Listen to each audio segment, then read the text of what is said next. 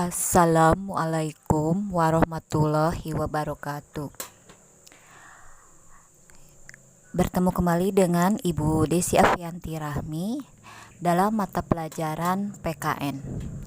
Kali ini Ibu akan menjelaskan materi PKN di kelas 12 IPA maupun IPS.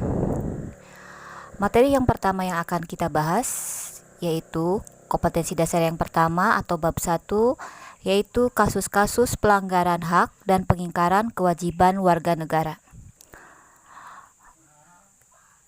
Untuk bisa memahami materi bab ini atau untuk bisa memiliki gambaran mengenai materi yang akan kita bahas, kalian bisa membaca dulu mengenai peta konsep materi. Yang pertama yang akan kita bahas yaitu makna hak dan kewajiban warga negara. Nah, di sini nanti akan dibahas mengenai pengertian hak dan kewajiban warga negara dan perbedaan hak dan kewajiban asasi dengan hak dan kewajiban warga negara. Berikutnya yang akan kita bahas yaitu substansi hak dan kewajiban warga negara dalam Pancasila. Di sini dijelaskan yaitu bagaimana Pancasila mengatur hak dan kewajiban warga negara melalui nilai-nilai yang terkandung di dalamnya. Nah, nilai apa saja yang terkandung dalam Pancasila? Yaitu nilai dasar, nilai instrumental, dan nilai praksis.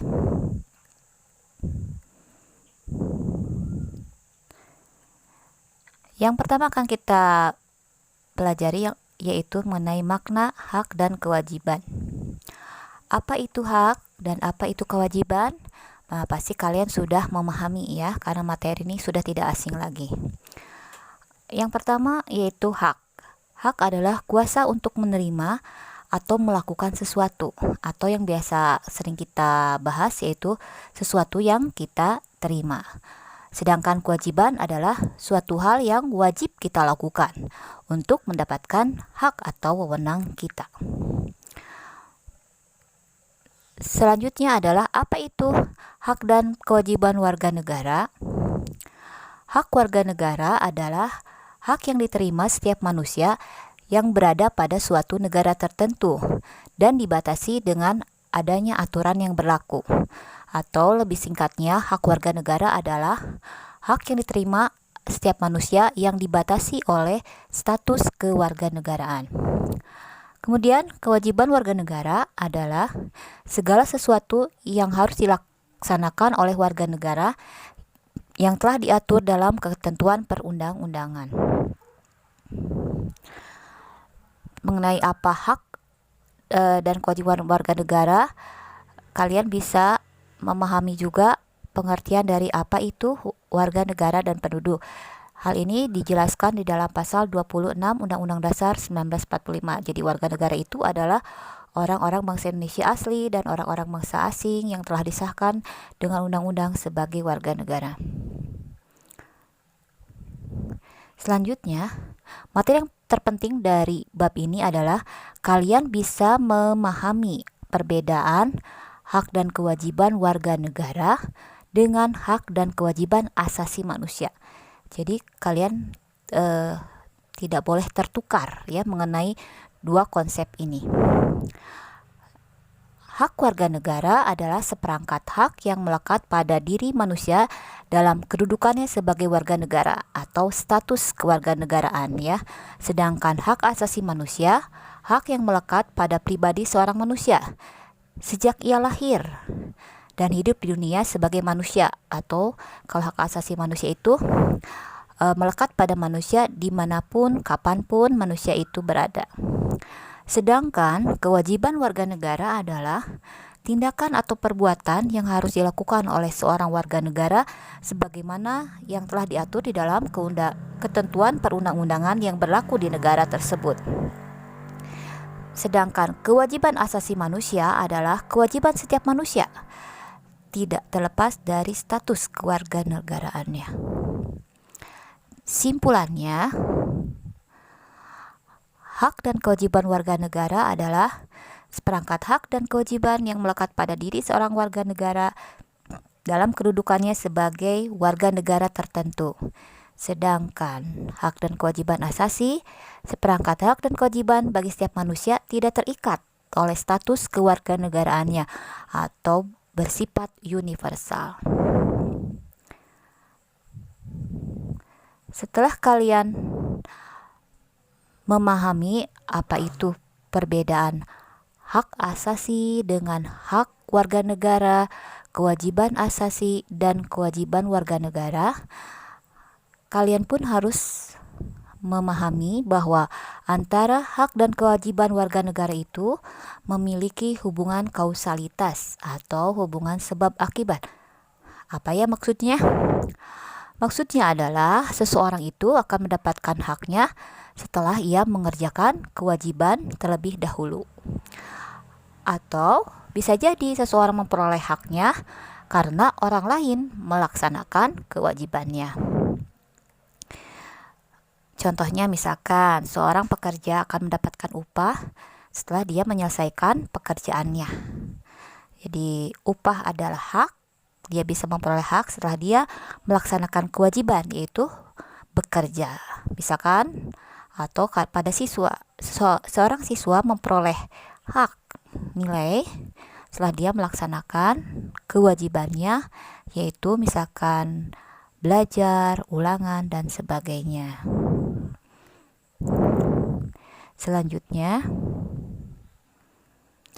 substansi hak dan kewajiban warga negara dalam Pancasila. Maksud materi di sini adalah hak dan kewajiban warga negara di Indonesia itu diatur di dalam Pancasila sebagai dasar negara.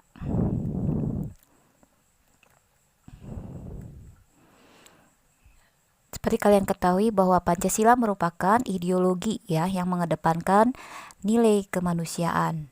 Pancasila mengatur hak dan kewajiban setiap warga negaranya. Dalam Pancasila mengandung nilai-nilai yang dibagi menjadi 3, yaitu nilai dasar, nilai instrumental, dan nilai praksis.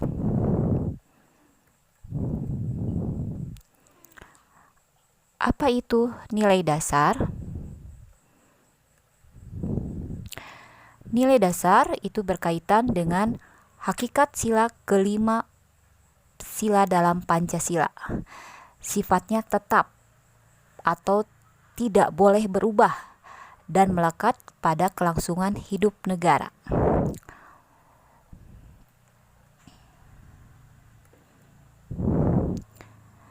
Kalian bisa melihat ya contoh-contoh bagaimana nilai dasar yang mengatur tentang hak dan kewajiban yang warga negara yang diatur dalam sila pertama ketuhanan yang Maha Esa.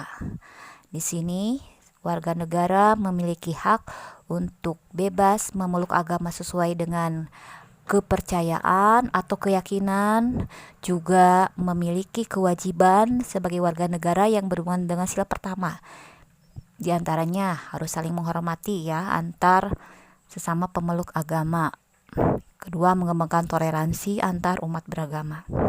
Sila kedua yaitu kemanusiaan yang adil dan beradab. Dalam sila ini menetapkan hak warga negara pada kedudukan yang sama dalam hukum serta memiliki hak yang sama untuk mendapat jaminan dan perlindungan hukum. Contohnya memperlakukan orang lain sesuai harkat dan martabatnya sebagai makhluk ciptaan Tuhan, tidak membedakan manusia berdasarkan sara. Yang berikutnya yaitu berdasarkan sila persatuan Indonesia. Dalam sila ini menjamin hak setiap warga negara dalam keberagaman. Sila ini menjamin setiap warga negara untuk mengembangkan budaya daerah, sekaligus untuk memperkaya budaya nasional. Apa kewajibannya? Yang berdasarkan sila ketiga ini, bahwa segala sesuatu itu harus menempatkan kepentingan bangsa di atas kepentingan pribadi atau golongan, mencintai tanah air atau memiliki sikap nasionalisme. Berdasarkan sila keempat, kerakyatan yang dipimpin oleh hikmat kebijaksanaan dalam permusyawaratan perwakilan. Dalam sila ini yaitu berhubungan dengan partisipasi politik warga negara. Jadi di sini warga negara memiliki kebebasan untuk mewujudkan atau menyampaikan pendapatnya, untuk berorganisasi. Namun di samping itu, jangan lupa ya kewajibannya dalam pelaksanaan sila keempat, yaitu harus menghargai atau menghormati hak orang lain, tidak boleh memaksakan kehendak kepada orang lain ya. Selanjutnya yang kelima. Sila kelima yaitu keadilan sosial bagi seluruh rakyat Indonesia.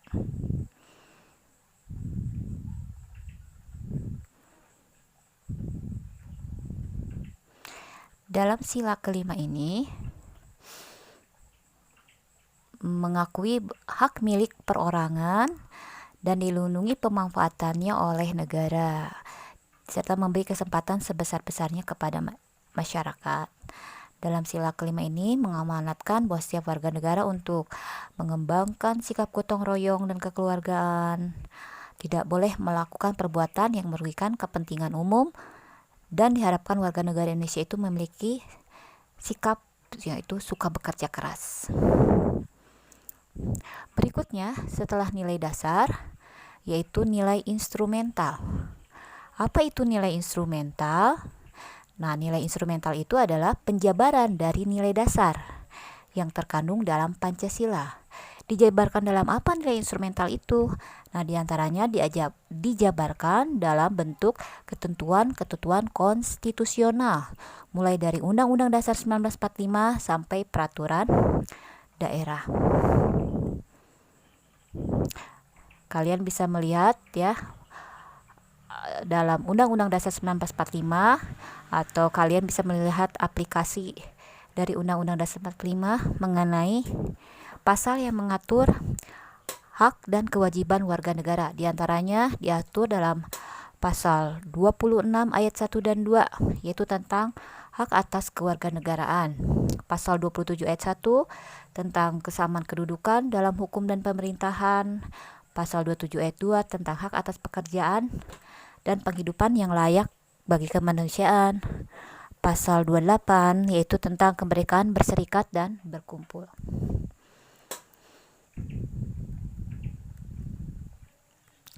Dan kalian bisa mempelajari lebih lanjut ya mengenai nilai instrumental ini dari pasal-pasal yang terkandung dalam Undang-Undang Dasar 1945.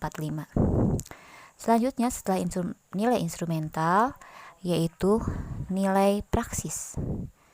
Apa itu nilai praksis? Nilai praksis pada hakikatnya adalah perwujudan dari nilai instrumental. Dengan kata lain, nilai praksis itu nilai realisasi dari ketentuan-ketentuan yang termuat dalam peraturan perundang-undangan yang terwujud dalam sikap dan tindakan sehari-hari. Hak dan kewajiban warga negara dalam nilai praksis bisa terwujud kalau nilai dasar dan nilai instrumental dari Pancasila itu dapat dilaksanakan dalam kehidupan sehari-hari oleh seluruh warga negara. Oleh sebab itu, warga negara harus menunjukkan sikap positif dalam kehidupan sehari-hari.